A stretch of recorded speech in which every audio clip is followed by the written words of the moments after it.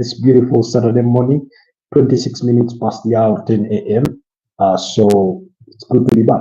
I hope you guys are doing well. I hope you're having a wonderful start to your weekend.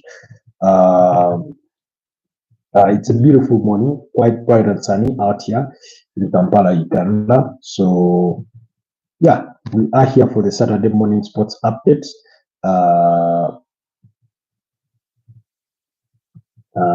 And yeah, we'll be talking about transfers. We'll get to talk about club friendlies and very many of those taking place. Manchester United are in action today, including Arsenal and so many other teams So we will be speaking about that. In today's episode, we'll look at some of the results that were there yesterday and things like that. I will also get to know who is facing who in the African Nations Championships in as far as today is concerned. So indulge me as I get myself, as I have audios tested to make sure everything does check out for this morning broadcast. Yesterday, for the last, for some of the last part of the broadcast, our audios did drop, and I do not know, but I do not think it was too late by the time I noticed it and corrected it. But it came at a time when we were signing out, because yesterday's broadcast was quite lengthy.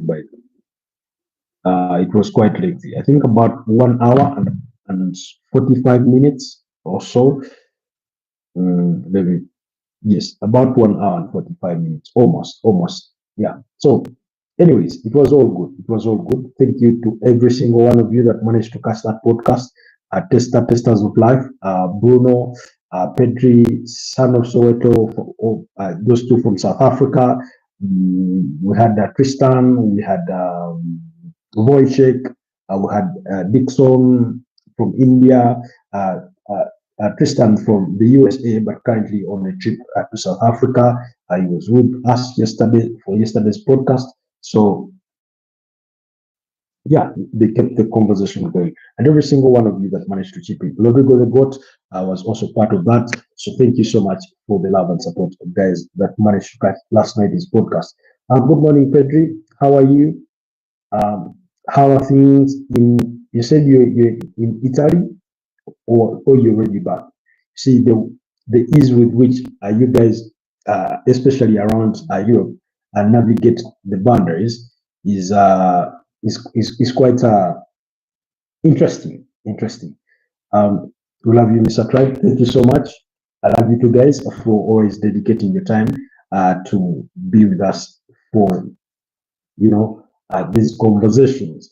If you're just joining us, my name is Robert and I'm coming to you live from Kampala, Uganda. Kindly like the broadcast, but also consider subscribing to the channel and help me. Yes, Italy is fantastic and it's very sunny. Okay, I guess the summer is still on, right? And what in Italy are you liking most? Their coffee, their pasta, their pizza. I know they're very, very famous for pasta and pizza. So, guys, if you're just joining us, kindly do me that absolute favor and subscribe to the channel and help me on my journey to 2,000 subscribers. That's the objective at the moment. But yeah, quickly, let's get into it right from the onset because a lot of things are happening today. Yesterday, Ivana Jankovic, good morning. Where are you joining us from this morning? Please let me know down in the comment section. I'll be reading your comments, every single one of your comments, without skipping any, for as long as it's, worthy of being pronounced out loudly. So if it's an insult or, some vulgar word, then I may refrain from reading it. But I hope it doesn't come to that. This is from Croatia. How do you know? You identify people's origins by names? Okay, that's an interesting bit. So, like I said, a plenty of action is happening today as far as club friendlies are concerned. Okay, good. For example, Leeds United are in action against AC Milan. Everton will be up against Roma. Lille against West Ham United. Wolves are up against Celta Vigo. Lorient against Hoffenheim against Metis. You know, a lot of action is happening in as far as club friendlies go today. Newcastle will be up against Atletico de Madrid. Yesterday they were involved in a 2-2 against Espanyol. A very, very beautiful game. Aaron Ramsdale did a penalty in that game, but yeah, they still conceded through. But it was a very, very beautiful game. Then Jacob Murphy scored a good goal there. Fulham are going to be up against Eintracht Frankfurt. Brighton do have a bit with VfB Wolfsburg. Man United are up against Fiorentina, and I believe that's going to formulate part of our topic this morning because Arsenal, who are up against Athletic Bilbao, are the ones that will be facing in the opening weekend of the Premier League and things like that. So in terms of our expectations at Manchester United, of course, that wrapping up that deal for Benjamin Sesko, he did complete his medicals yesterday. Yesterday, they also gave us that interesting clip of a video. It was what? How many minutes? A couple of minutes. And that was showing us around the newly, renovated or upgraded facilities at Carrington. That's their training ground where they've been for the last 25 years. A thing that was, the creation of Sir Alex Ferguson. Now, very interesting stuff. And as I was watching that, it took me back to that infamous or famous interview, depending on which way you look at it, between Piers Morgan and Cristiano Ronaldo at the time, when we criticized the club so much and said that the technology, the gym, and every little equipment had been as he had left it more than 10 years ago when he had left the club. Remember, he left in 2009 and he joined Real Madrid, where he spent some good time before going to Juventus. After leaving Juventus, he did return to the club. I think that was in 2021. And he said nothing had changed one bit, no upgrades, none whatsoever. And he spoke so much in criticism of the club. He said, things have changed, get up to speed, This is Manchester United, it's a big club. And he spoke both as a professional player, but also as a fan who wants the best for his club, something like that. So, of course, that interview in general and some of his commentary did not go down well with the manager, Erik ten Hag, who they never saw eye to eye. Perhaps, I think there was a bit of contempt amongst both sides. Maybe Cristiano Ronaldo did appreciate him as a manager, and then maybe Erik ten Hag did not appreciate him as a player that much, not in the context of what he's done for the game, but in the context of that stage in his career and being at Manchester United and things like that. So they ended up parting ways. Cristiano Ronaldo eventually left for Al Nassr in the Saudi Pro League. But for everything that is critical, that majority, okay, not majority, that many fans were giving him a rap sheet about, that he talked about, they've lived to see. He talked about the manager, Erik ten Hag, and how they didn't get eye to eye and some of his inefficiencies. And guess what? Erik ten Hag eventually was sacked. That was last season in November. He talked about the training ground, that it needed improvement and, being brought up to bit. They've done that, So, among other things. So, if they've done that, then he was right. And all that exonerates him. But it's a very, very beautiful facility. The players' analytics room, the lounge, where they do lounge, the kitchen. Of course, it has the press room. It has, an open office for the analytics team and everybody involved in that part of, day-to-day work at Manchester United. The manager within the same assemblance. Then they've assembled some of their trophies somewhere along a staircase to, show the history of the club, to remind these current players the kind of caliber of club they are playing for and what they must be fighting for. And I believe very soon or later, we're going to see Manchester United back to the very top. Maybe not winning major trophies just yet, but in the very, very near future. Remember, Omar Barida, the club CEO, did say that they are building towards a project at 2027-2028. That's when they want to win a Premier League title. And if anything, what they've done looks good because it's 2 seasons away. And, it sounds as though it's too far away, but we're going into 2025-2026 Premier League season. Then after that, it will be 2026-2027. So they believe this season and next season should be preparing them to compete for the Premier League title and win it when it comes to 2027-2028. So that's, and I have no reason to doubt that ambition, to believe that they are not going to achieve it. I have no reason whatsoever. Evers Edit says, yo, I'm back. You had disappeared for a while. What happened? Evers Edit, I hope you're doing well. I hope everything is okay for you. I hadn't seen you in a bit, but it's a pleasure to have you back. Your exams are over. Okay. I hope you do excel with flying colors. But congratulations on completing your exams. Thank you so much for reuniting with us. Okay, exams. Anyways, do me that absolute favor and like the broadcast. So in that context, like I said, I have zero reason whatsoever not to believe that they can not achieve that, because when you look at the kinds of investments they are doing, it's building towards that. When you bring in a player like Brandon Bomo at 25 years of age, I think he's not, actually now recently turned 26. Matthias Cunha, 26. In 2 years' time, they're going to be 28. And that's typical prime of a player. You look at players like Matthias Delit, Manuel Ugarte. I know they're in the search for a midfielder, but before they get that, you have you're bringing in Benjamin Sesko. He's 22. By the time you get to that season, 2027, 2028, he's going to be about at 24, 25, coming on to that. So when you look at everything that they are doing, is clearly preparing them for that moment. Good morning, Shumail. How are you? You say Ateta out. Give me your reasons, Shumail, for saying Ateta out, because you seem to be growing tired of him. With Butter, W Butter and L win. Do you mean win Butter and lose Ateta? Is that what you mean? So when it comes to Manchester United overall, I believe they are building towards that. All the investments they've done. You look at young players like Patrick Dogu, Aiden Heaven, Diego Leon, Chido Martin Obi, although it does not look that way at the moment, because for every new forward player that they do sign, he falls behind the pecking order. But given that Man United want to move on Rasmus Hojlund, he could still get his fair share of playing time going into next season. But also, I think next season is going to be very, very you say Chido Martin lacks something.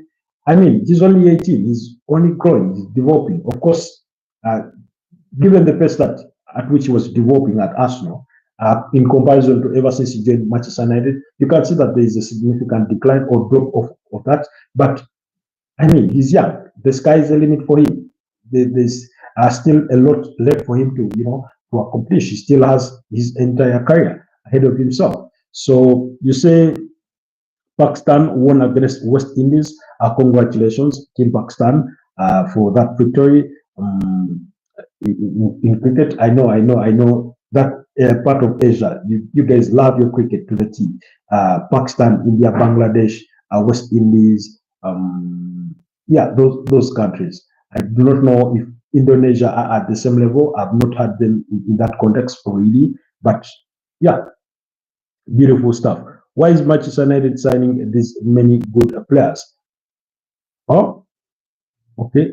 I think, you retracted the comments. But yeah, they are building towards that. And I have every reason to believe that they will achieve it. One, they'll have to stick with their manager and believe that he's the person to take them to that. They are interested in signing Carlos Baleba.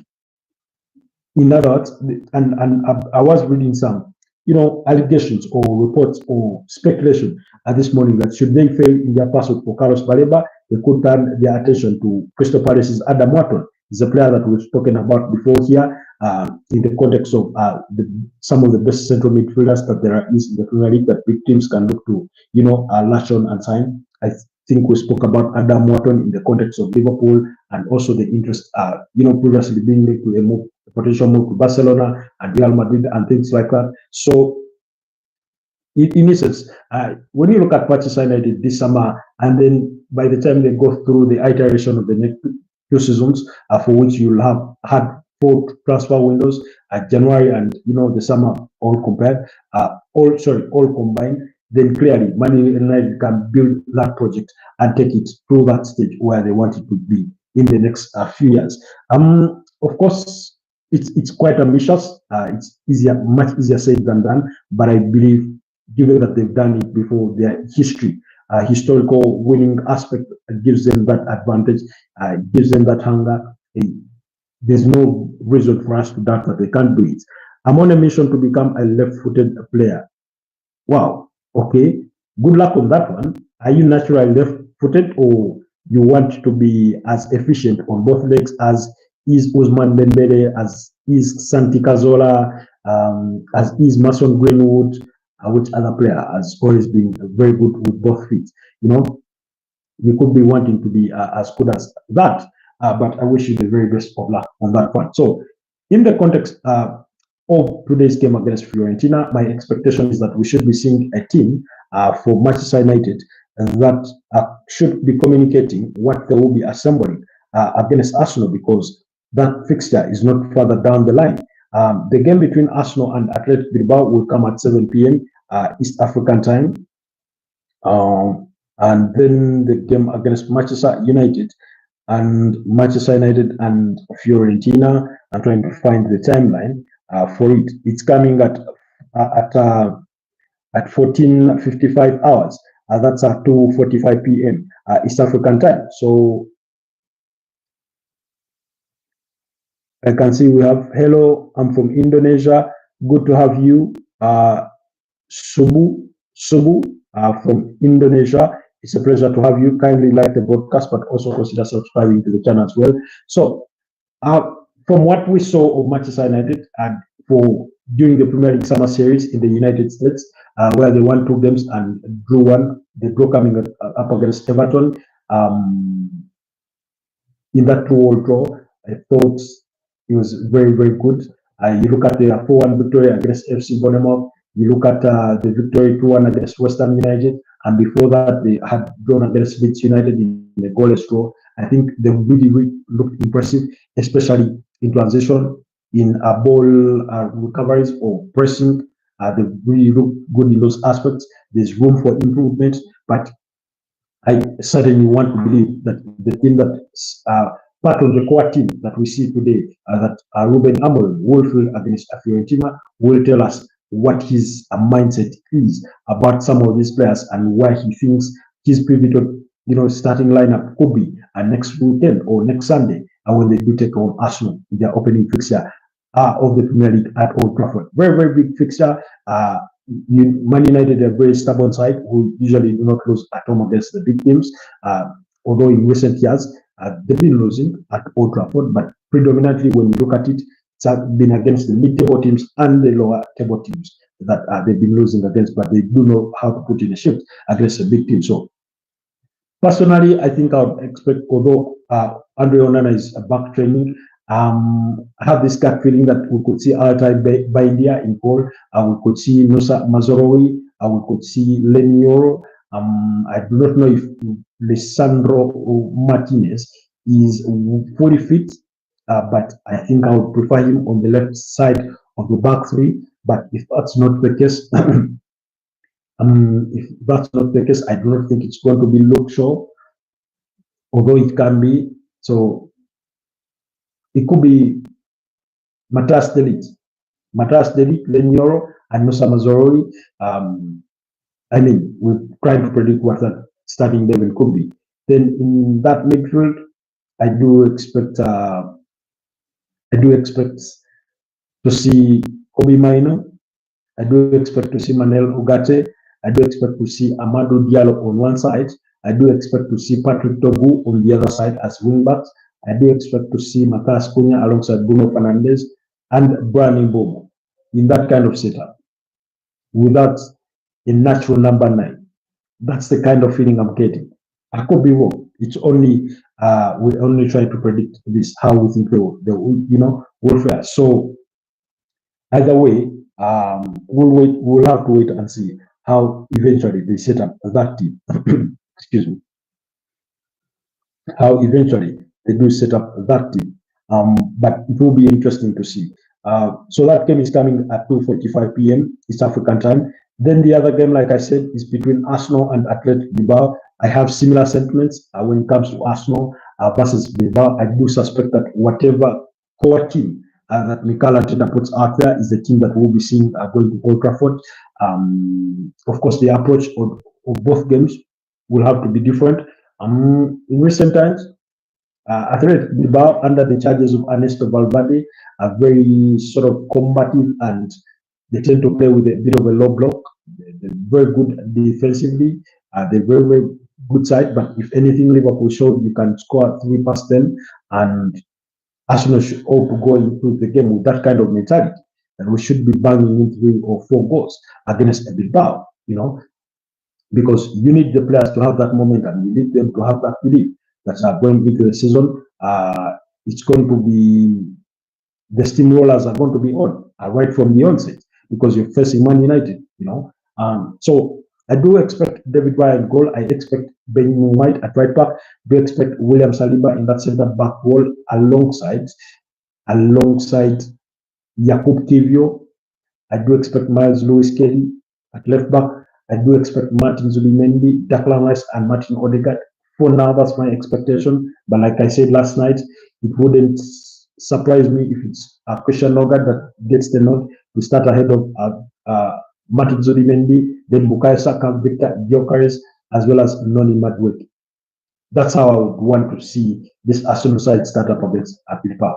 Of course, Athletic Bilbao on the other side, you do expect to see players like Oyan Sunset. You do expect to see players like Mikel Oyarzabal. You do expect to see the goalkeeper Unai Simon, Nico Williams to try and test that Arsenal defense. Have a run at Miles Lewis Kelly, and we see what he's made of, and things like that. So it does promise to be a very, very entertaining fixture. Those are the final games for either teams, for Man United and for Arsenal respectively, and as far as preseason is concerned. So yeah, do let me know what your thoughts are about those fixtures. What are your predictions? Which player do you think Mikel Arteta should start ahead with? Although I'd say, given that Bukayo Saka is a guaranteed starter, throw in Ethan Banem down that right flank. Throw in Max Dorman to start. Then if he starts 30 minutes and see what he is capable of doing, can he play in a high pressure game for good 45 minutes if he's starting? Not that he's going to be starting typically, but toss him into the deep end and see how he does cope with that kind of pressure. So far, coming off the bench, you see the kind of pressure that you come on with of coming off the bench is usually not the same than when you start the game. So I would want to see that kind of thing, although I do not think Mikel Arteta is going to give us the satisfaction of our curiosity to do something like that. Then also, the other key game that I want us to talk about is coming tomorrow. That's the game between Liverpool and Crystal Palace. Yes, Liverpool are going to be up against Crystal Palace on Sunday in the Community Shield. That game does come on Sunday at 5 p.m. East African time. At 5 p.m. East African time, Crystal Palace versus Liverpool. It's the curtain raiser to the new season. I know it does not command a lot of respect amongst UK fans, not in the context of teams that particularly play in the game in that fixture, but particularly usually it gets a lot of criticism from fans and pundits whose teams are not involved in the fixture itself. The idea that you play one match and you win yourself a trophy, which again we all do not want to call a trophy for all the right reasons, they find it odd. But although I do not particularly, I do not find it odd, because we also have the UEFA Super Cup, and which is played between the UEFA Champions League winner and the Europa League winner. So that's the setup of the game. And in this case, you have the FA Cup winner playing up against the Premier League winner. When you win it and your team like Liverpool, it may not mean much to you. But if Crystal Palace win, it will mean more than the world to them, because it will be another good sign for Oliver Glasner, who at the moment is really not very happy with Steve Parrish and all his bosses when it comes to player recruitment. He's not really happy with them. And you do wonder that if a club were to come in for Oliver Glasner at this point, or even in the due course of the season, I do not think he has so many reasons to hang around Selhurst Park, because you look at because regardless of who you think what competition you think they're going to play in, whether it's the UEFA Conference League, for which they would need to play a qualifier, or the UEFA Europa League, as we wait for that decision from the Court of Arbitration for Sport, where they did appeal that decision by UEFA that relegated them from the UEFA Europa League into the UEFA Conference League. You certainly know for a fact that they do need players.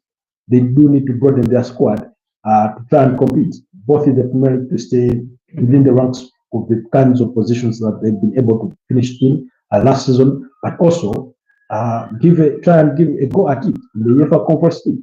In any case, this is a competition that has been won twice by English teams. Last season, Chelsea. When you go back to 2022-2023, West Ham won it.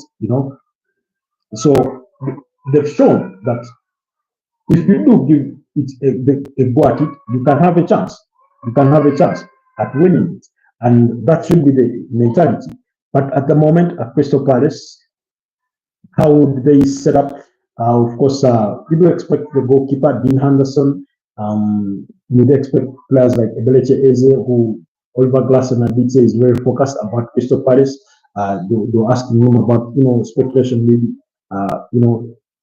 suggesting that he could leave the club, and he said he's very focused. Joan Felipe Mateta, those kinds of players, Adam Wharton, that midfield. Ayman, you're black. What's your black? You're saying I'm black? Yes, I'm black because I'm from Africa. I'm from Uganda. So you say hi, Ayman. Good to have you on the broadcast. So Crystal Palace up against Liverpool. Oh no, okay, it's all right. So on the side of Liverpool, again, our expectation is to get to see majority of their summer recruits. Are you single? No, I'm not. But thanks for asking. Kindly like the podcast, but also please consider subscribing to the channel since it's my first time seeing you here. Help me support me to 2,000 subscribers. That's the objective at the moment. So for Liverpool, we would expect to see majority of their summer recruits at the start of this game, and we see how they do fare competitively. Overall, Liverpool did look too good against Bilbao in certain aspects of the game, but you suspect that Milos Kakes gets to start ahead of Andy Robertson, of course, Ibrahim Konate alongside Virgil van Dijk. You say, Ayman says, I'm in Kenya. Where are you from? I'm from Uganda, just your next door neighbor. Then you look at the right back. You do expect Jeremy Frimpong to start ahead, of Conor Bradley. Then the midfield, I would expect to see Ryan Gravenberch. I would expect to see him. I would expect to see him alongside Dominic Soboslai, with Florian Wirtz ahead of them. Mohamed Salah on one side, Cody Gakpo on the other, and Hugo Ekitike leading the lines. Of course, they've lost Luis Diaz. They've lost Darwin Nunes.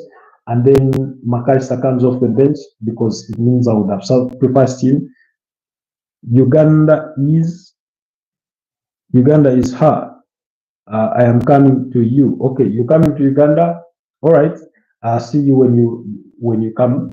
How is Kenya? How are things going? I'm sure you guys are pretty excited about the Harambee Stars' performances so far in the African Nations Championships, because they won their opening fixture and then drew the second one in a 1-1 draw. So yeah. Anyways, so on the side of Liverpool, that will be our expectation for Arne Slot's side. Liverpool are pretty happy. They remain born, etc. born. type it as one statement so that for comprehension purposes. You look at you look at Liverpool remaining pursuit for Alexander Isak. For now, Alexander Isak is being omitted from this mini preseason tournament in which they did play. Newcastle did play against Espanyol, and today they'll be up against Atletico de Madrid. Meanwhile, it's one of the games that I would love to watch between Newcastle and Atletico de Madrid. Excuse me, just to see how Atletico Madrid's new players try and slot him and fit him. That game will come at 6 p.m. East African time. If I do gain access, I'll be sure to have a look at it. You say, okay, I'm going. Bye. See you later. Thank you so much for sparing the moment to be with us. I hope you've subscribed to the channel. Hope you've liked the broadcast. Are you Muslim? No, I'm not. I'm Christian, but thanks for asking. Yeah. Anyways, quickly, guys, let's run off and have a look at the latest from the transfer speculation and gossip as compiled by BBC Sport as of this morning, because Al Nassr have made an offer to Bayern Munich for winger Kingsley Coman, 29, but the French international has yet to make a decision over the move as the German club wait a bit. Somebody did pose the question, why would he make the move in this transfer window when it's a World Cup season? I do understand their school of argument, but it is as if to suggest that if you go to the Saudi Pro League, then suddenly you're not going to be someone to the national team. Do you know anything about Cristiano Ronaldo? Do you know anything about N'Golo Kante? Guys, do you know anything about Ruben Neves? Do you know anything about Kalidou Koulibaly, Benjamin Mendy, Riyad Mahrez? Those are all players that have gone to the Saudi Pro League and will continue to be summoned by their respective national teams when duty calls. So for me, that's not an issue. The newly promoted side Leeds United are interested in signing 20-year-old Brighton midfielder Facundo Benanotti. The Argentine international is also wanted by Borussia Dortmund. That's according to the Yorkshire Evening Post. Brentford are interested in signing Bournemouth's Dango Ouattara, and the 23-year-old Burkina Faso international made 32 Premier League appearances for the Cherries last season. French side Lille are targeting a loan move for Spurs Czech goalkeeper Antonini Kinski. The 22-year-old is on their radar should their first choice stopper in Frenchman Lucas Chevalier, 23, join Paris Saint-Germain. That's according to L'Equipe. Southampton are holding out for at least £50 million for England under 21 winger Tyler Dibling. The 19-year-old is a target for Everton, who had to be rejected from the Saints. Then Manchester United will look to sign a defensive midfielder and a goalkeeper now that they've finalized their pursuit for Slovenian striker Benjamin Sesko from RB Leipzig, while Atlanta and Nigerian forward Ademola Lookman is determined to move to Inter Milan despite being offered to Premier League clubs. Yesterday there were reports that he had been offered to Arsenal. Then also Crystal Palace striker Joan Felipe Mateta is top of Atlanta's transfer list, and the Serie A side could offer up to 40 million euros for the Frenchman next week. You say Al Akaba,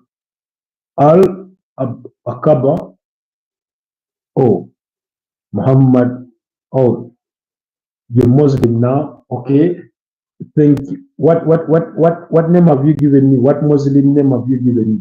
Because most of that is in Arabic, and I can hardly read it properly to bring out the intended meaning. But what Islamic name have you given me? Then also, Nicholas Jackson would like to explore a transfer out from Chelsea this month, with AC Milan and Juventus all interested. It's Adan. It's Adan. Adan. Yes, you've given me Adan. Okay, that's a good name. Adan sounds like Mamdan. Mamdan Dagalo. The Sudanese general.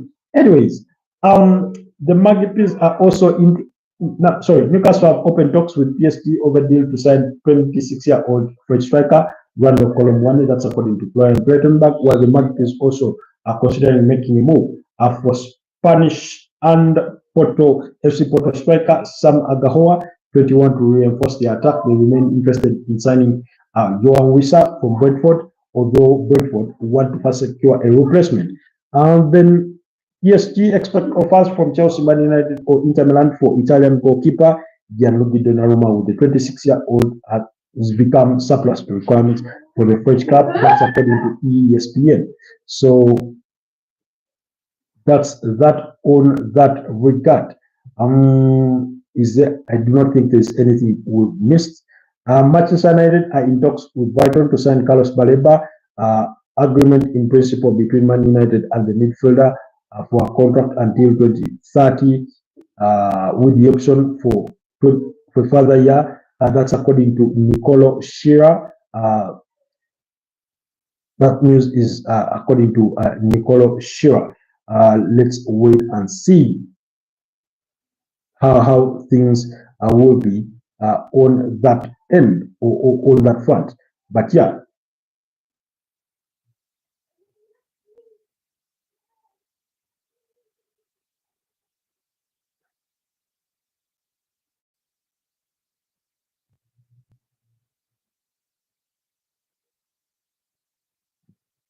Okay. Okay. What have we missed? What have we missed? What have we missed? We've been looking at some of. Okay, just a bit before we conclude this.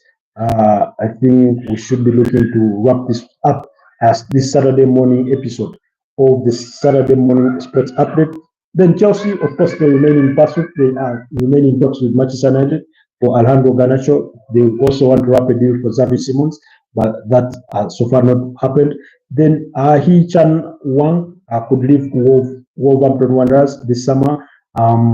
Then Manchester United and RB Leipzig did sign all documents for Benjamin Sesko to join United in an 85 million euro deal. Bro, you're not listening. What do you mean I'm not listening? I've read every single one of your comments. So what do you mean I'm not listening?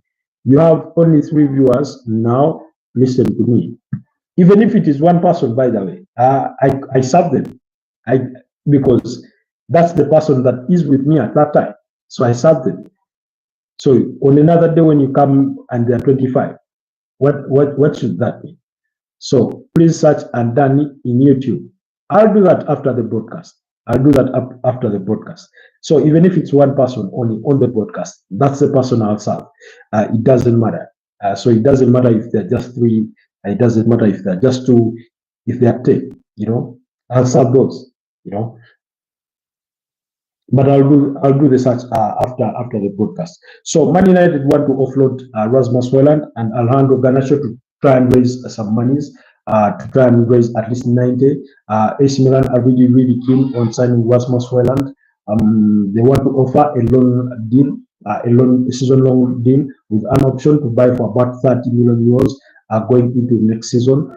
So yeah, but also teams like Bayer Leverkusen and Juventus are keen on the 22-year-old Danish striker Garnacho. Yes, Garnacho, the 21-year-old Argentine, is on Chelsea's radar. Man United want to offload him, so we are waiting for things to happen. Then Ed Howe was speaking about Alexander Isak, and he said it's clear at the moment we can't have Isak involved with the group. He is here, so of course he has a future at Newcastle.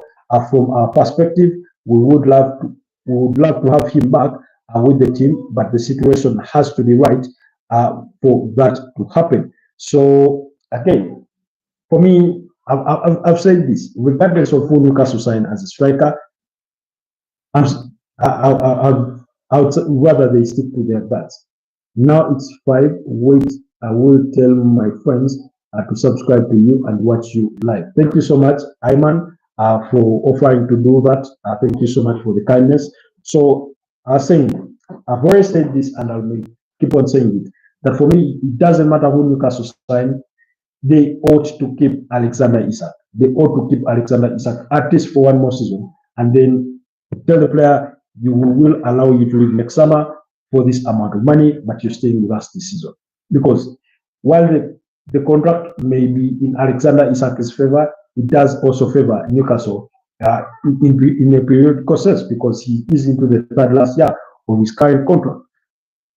Then also Rodri did suffer an injury setback and will be out for at least until mid-September. Huge blow for Manchester City because when he takes in that midfield, we know that Man City can be a different monster. But yeah, they did play without him last season. They will have to cope without him, but he will only miss the opening three fixtures of the season because after that, after the opening three fixtures, we'll then go into the September international break, which I think starts around, will it be around first? I need to find out. Yeah, it should around 1st September. Yes, it should be on 1st September. It will be a Monday, and then run until the 3rd or 4th before we return for action between 6th and 7th September. Then we'll play another about 3-4 weeks before we go into the October international break as well. Anyways, guys, then Hendrik is set to don the shirt number 9 at Real Madrid. Those are some of the reports. Yesterday, Chelsea did beat up against Bayer Leverkusen by 2-0. Willian Estaval and Joao Pedro on target there for them. A beautiful game. Then former Arsenal and Bournemouth goalkeeper Neto did join Botafogo on a 2-year deal that is signed until June 2027. Then Inigo Martinez did leave Spain to join Al Nassr on a season on a 1-year contract with an option to extend for further year. So that's some of the transfer updates. Those are my thoughts on Manchester United against Fiorentina today. Again, I'll be keen to watch how Moises Kean has improved ever since we last saw him in the Premier League. When he did play for Everton, things didn't work out well for him. I'll be keen on watching him and see how also Stefan Pioli sets up this Fiorentina team because he's the new manager there. Otherwise, guys, I thank you so much for being part of today morning's podcast. I wish you a wonderful rest of your Saturday. Stay blessed, and I'll see you guys next time. Bye-bye for now.